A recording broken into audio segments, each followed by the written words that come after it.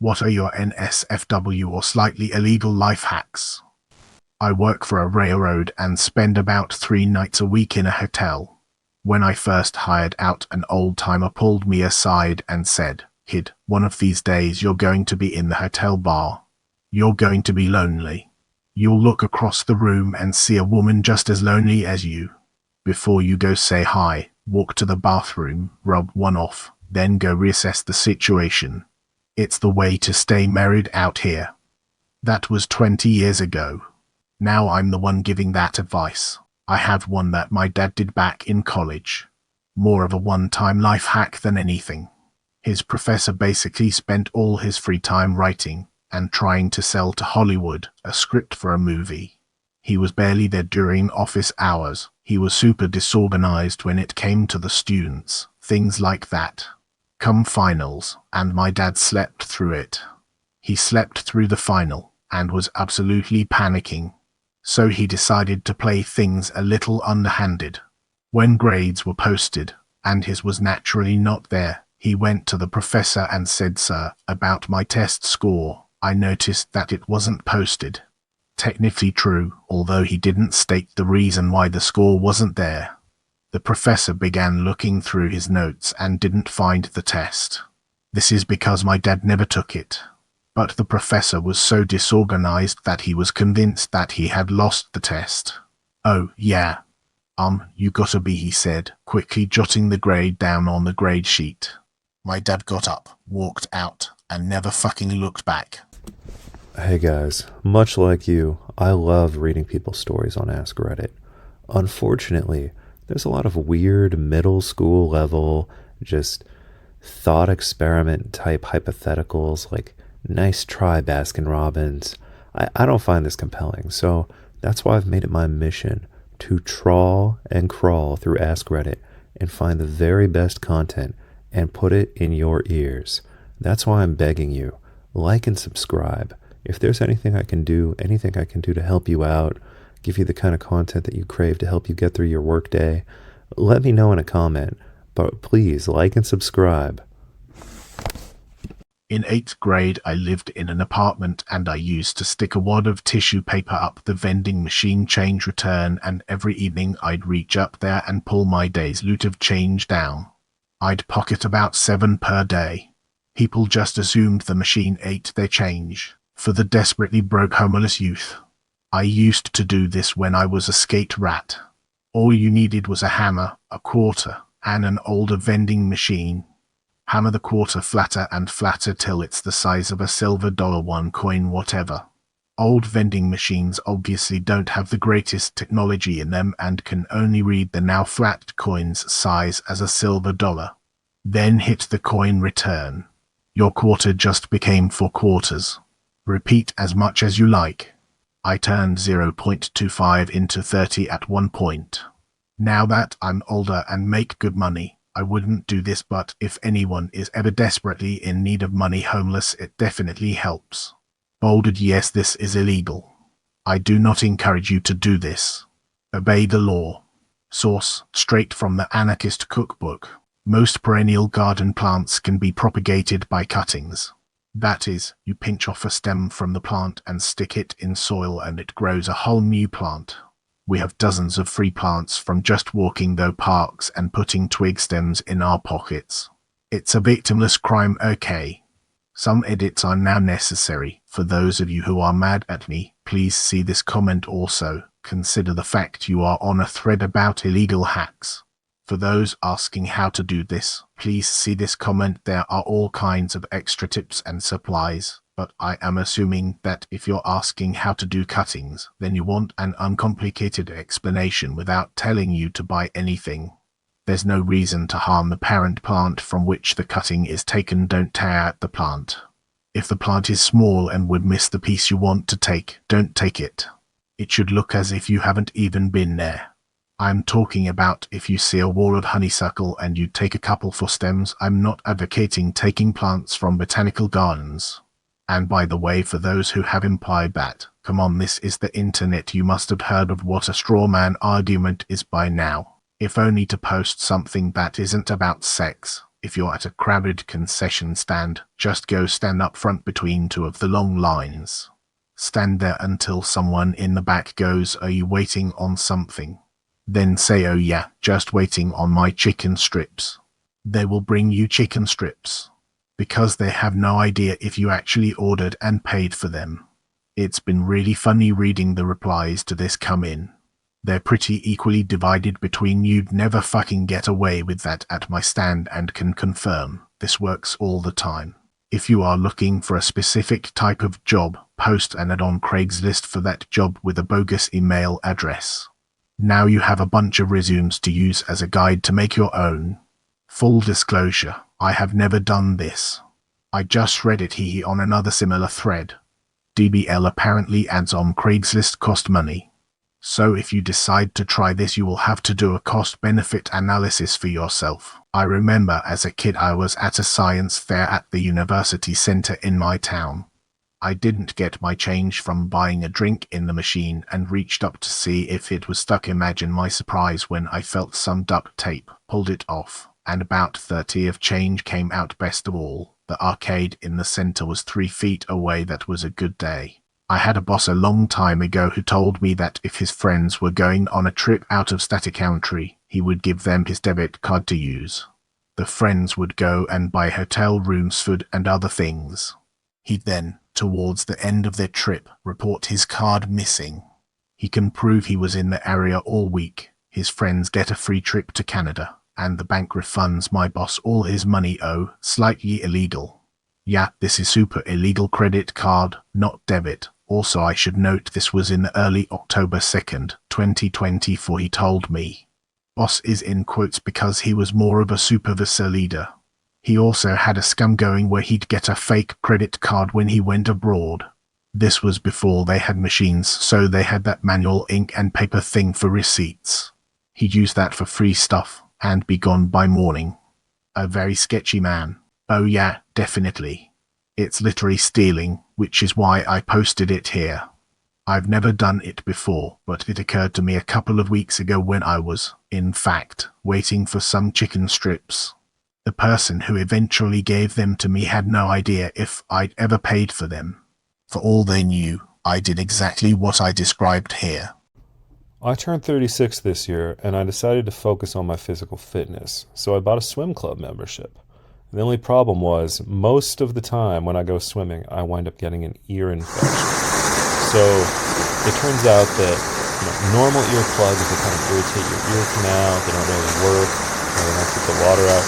But there is an amazing kind of earplug called Mack's Pillow Soft Silicone earplugs that, they feel great, they keep the water out 100%, they're reusable, and they don't irritate your ear canal at all, no issues. If you've ever had a severe ear infection, you don't want to experience that again. It can permanently damage your hearing if you're unlucky. So investing in these earplugs is definitely a good idea. Also, when my baby was crying later this year and I could not get to sleep, I used the same earplugs and they worked great. I was able to sleep right next to a crying baby. So be sure to click my affiliate link and purchase some of these Mack's earplugs today. I'm a guy. When I was about 17, I started doing Kegels. About 2 months later, I could stay hard and horny after I'd come and keep going. Now 7 years later, I can come 78 times in one sitting. I'm also much harder and maybe even a little thicker, but I'm not sure about that. Girls love it and it feels pretty good coming multiple times. For the last few are usually blanks, but still feel just as good. Since a lot of you are asking, here's how to do it. Just tense that muscle you use when you stop yourself pissing for as long as you can, rest for a few seconds, then do it again. Just do that whenever you think of it. I do it sitting at work quite a lot. Most buffets will bag all the unsold food in a separate trash bag before closing. It's easier for them that way. If you stand around out back, you can grab it while it's still warm. Try not to be seen. Most workers don't give a shit, but some are wary of a lawsuit and won't let you have it. Also, if you've got a few bucks but know you're going to be homeless soon, buy the following. A decent razor, a decent backpack, go for comfort. Fuck brands, you want something with a waist strap, a quality pocket knife, a military cut keeps you dry, and relatively unbitter pull-up bar. Sounds stupid, but hangers are free, and the quickest way out of homelessness is 5 nice unwrinkled shirts. If at all possible, a phone able to access the internet.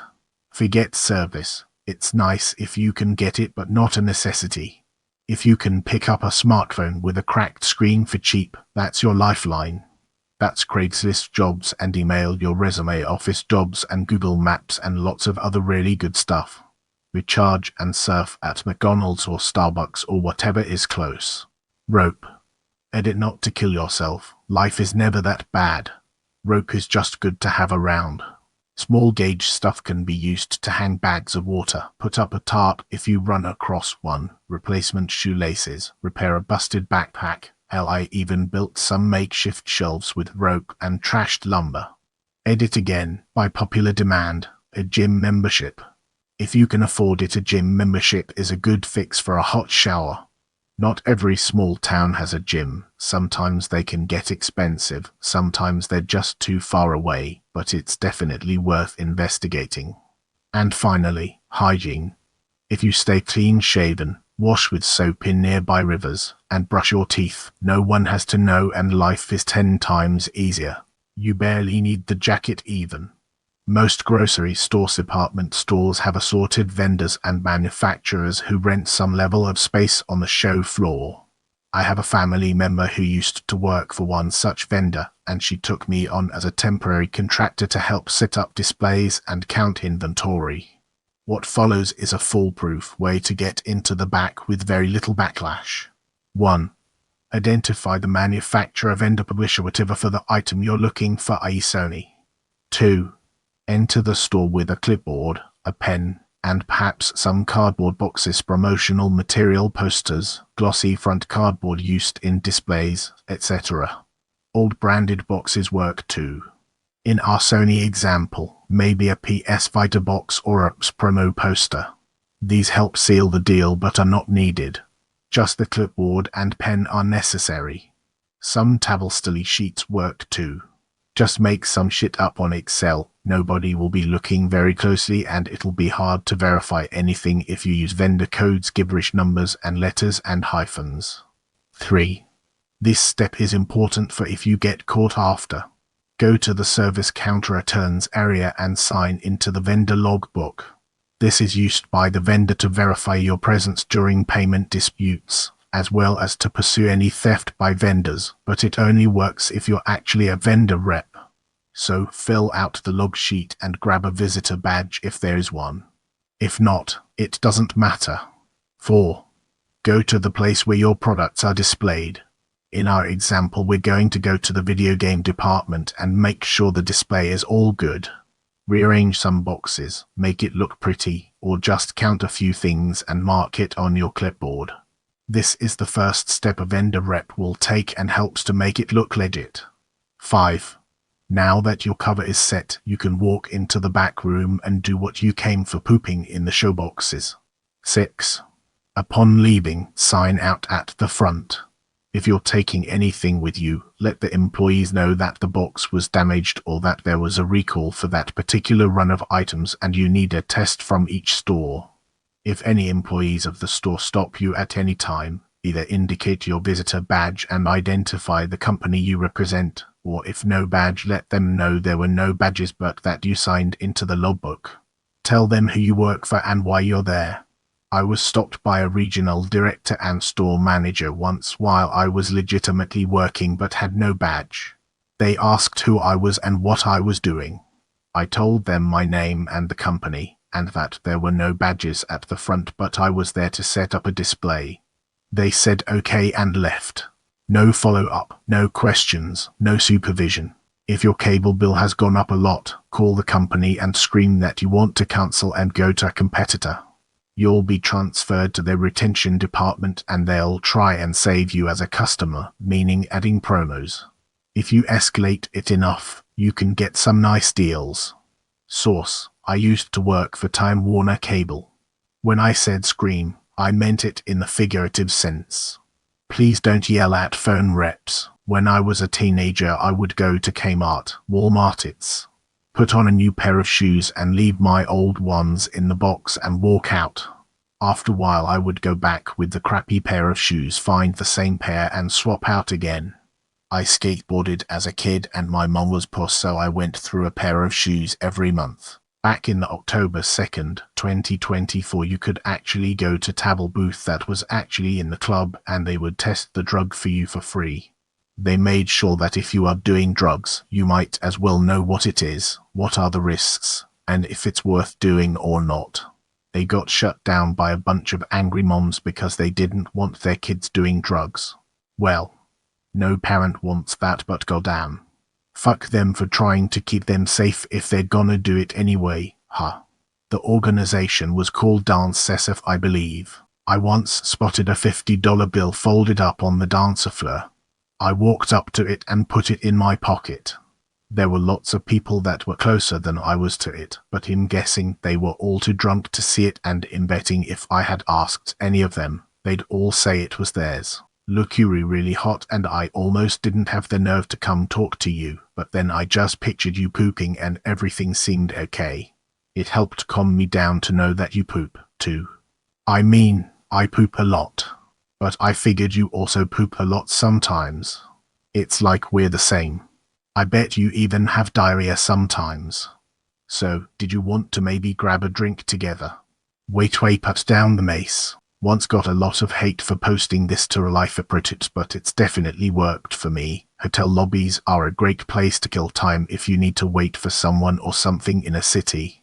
I live in NYC, and occasionally I've had to wait on a relative taking a bus into town, or someone is late for something, and then I just find a relatively swank hotel with a nice waiting area and a couch and sit there. It'll usually be about 20 minutes before anyone says anything, and if you need more time, just say you're waiting for a friend who is staying at the hotel. Not heavily illegal, and I didn't think of this, but if you can speak 2 languages and need to write a quick paper, search up a paper covering that topic online in one language and then translate to your current language.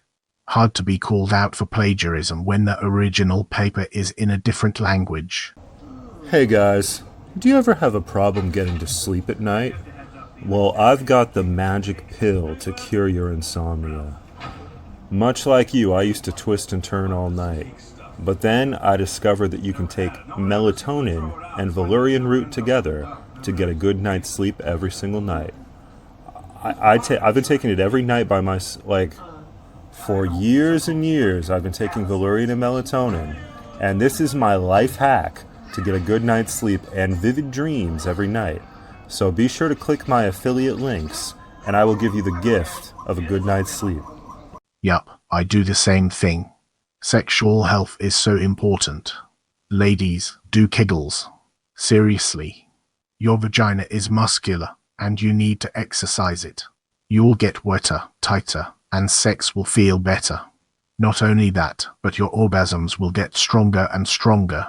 Plus, it helps tremendously in childbirth. If you are worried about peeing a little after sneezing, then you definitely need to start doing Kegels immediately. You know adult butt wipes exist, right? You can't flush baby wipes, but you can flush the adult ones. Says so on the package. Stop asking. I don't care if the package lies. I've flushed them over 10 years, no issues. If one day I have to hire a plumber, then that's on me. What am I yelling? ABOUTTTT. LOOOOUD noises. Fuck. When you're going down on a girl, try to keep as much of your tongue in your mouth as possible. You'll have more range of motion. Also, not every woman likes the same thing. Learn to read body language. One thing that helps is by putting your hands on her lower stomach and feeling for her muscles to contract. Last but certainly not least, ask her what she likes and doesn't like. You don't want to go straight to the clit if she can't handle direct stimulation. I've heard this so many times passed from guy to guy as an amazing sex tip. It drives me nuts, and not in a good way, when a guy does it. For one, I prefer predictable rhythm. Makes it way easier to get off. For another, most guys botch it up because they lose count or they're focusing so much on their amazing sex tip that they've stopped paying attention to, what the girl underneath them is saying doing asking for. Fuck this sex tip.